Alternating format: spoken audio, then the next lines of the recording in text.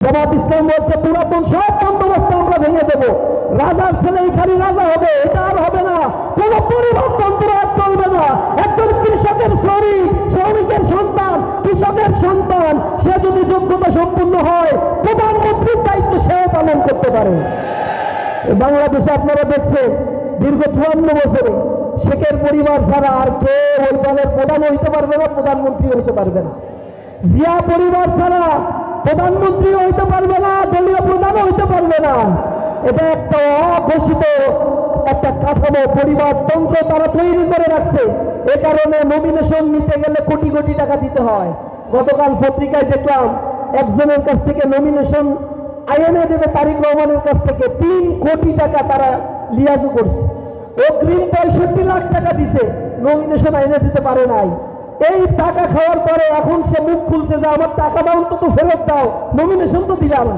ওই রাঘব বোয়ালরা বলছে না টাকাও দেবো না, তোমার সাথে কথা দিছি, যা নিছি তো নিছি, চুপ করে থাকো।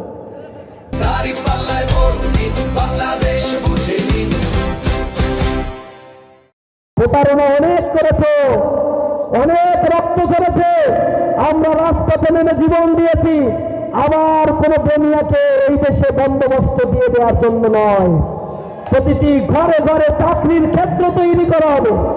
এখানে আধুনিক চিকিৎসা কেন্দ্র গড়ে তোলার জন্য জামাত ইসলামী তার ইশতেহারে ঘোষণা দিয়েছে। বলা হয়েছে 5 বছরের নিচে যে শিশু থাকবে তাদের সকলের চিকিৎসা সেবা বিনামূল্যে সরবরাহ করা হবে। 7 বছরের ঊর্ধ্বে যারা থাকবে তাদের সকল চিকিৎসা সেবা বিনামূল্যে দেওয়া হবে। আর যারা এর মাঝখানের বয়স থাকবে তাদের চিকিৎসা সেবা ভাগাভাগি করবে, সরকারও দিবে, জনগণের কাছ থেকে কিছু নিবে। এরপরে আধুনিক চিকিৎসা এমনভাবে গড়ে তোলা হবে যে আপনাদের চিকিৎসার জন্য ঢাকায় পাড়ি জমাতে হবে না। এটা সম্ভব। টিআইবির রিপোর্ট বলছে বাংলাদেশের সরকারি হাসপাতালগুলোতে চিকিৎসা নিতে গেলে 70% মানুষ ঘুষ দিয়ে তাদের চিকিৎসা সেবা নিতে হয়। অথচ এই হাসপাতালগুলো চলে আপনাদের ট্যাক্সের টাকায়। এখানে সিন্ডিকেট করে রাখছে। স্বাস্থ্য মন্ত্রণালয়ে যা বাজেট দেওয়া হয়, এই বাজেট জনগণের কাছে আসার আগেই সেই রাঘব বোয়াল মন্ত্রী, এমপি, আমলারা চুরি করে, দুর্নীতি করে সেই সব টাকা তারা লোপাট করে।